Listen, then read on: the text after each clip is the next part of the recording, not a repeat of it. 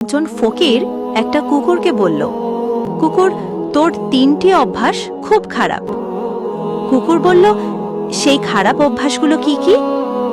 ফকির বলল, 1, তুই দেয়ালে প্রস্রাব করিস। 2, তুই ফকির দেখলে ঘেউ ঘেউ করিস।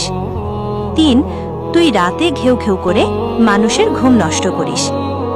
ফকিরের এই কথা শুনে কুকুরটি উত্তর দিয়ে বলল, 1, আমি জমিনে এই জন্য প্রস্রাব করি না, কারণ আল্লাহর কোনো বান্দা হয়তো জমিনে বসে আল্লাহকে সেজদা করবে। 2, আমি ফকির দেখলে এই জন্য ঘেউ ঘেউ করি যে তারা আল্লাহর কাছে না চেয়ে মানুষের কাছে কেন চায় তারা।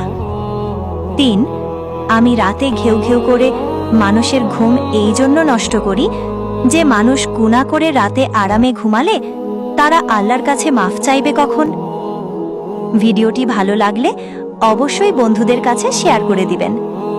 ধন্যবাদ সবাইকে।